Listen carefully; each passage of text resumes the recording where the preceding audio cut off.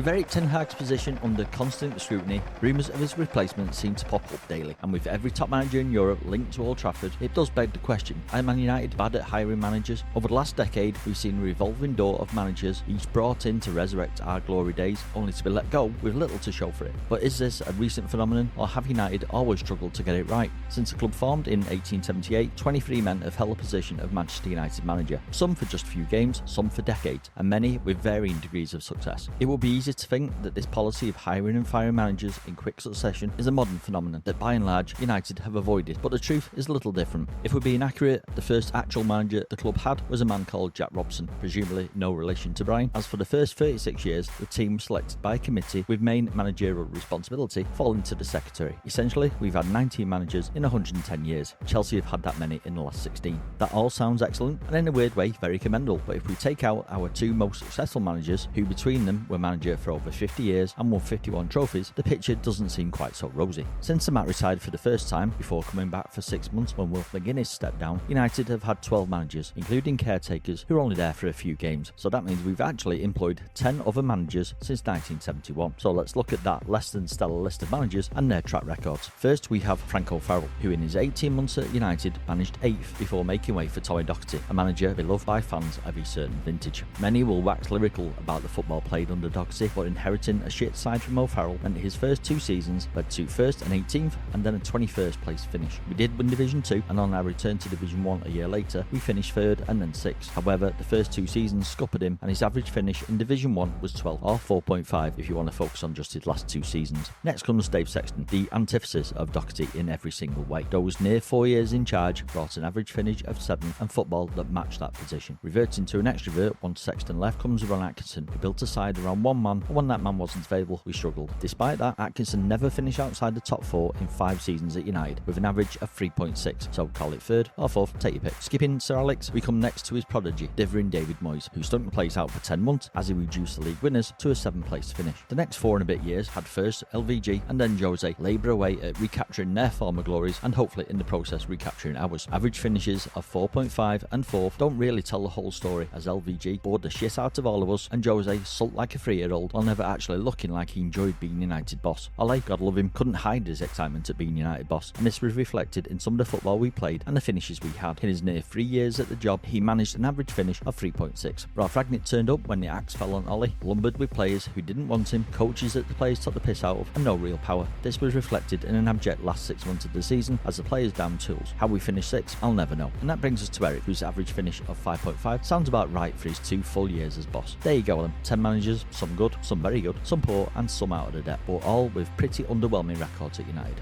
Adoli averages up, and our average league position as a whole is slightly below 6th. The best 2, Ron Atkinson and Ole Gunnar Solskjaer. I've tried to answer the question I asked at the start, are United bad at hiring managers? And to be honest, it's hard to say they aren't. The 2 managers they did get that were successful seem to be massive strokes of luck. There are obviously no certainties in life, but look at that list of managers. It's full of people from middle of the table clubs or managers on the way down. If we can see it, why can't the club?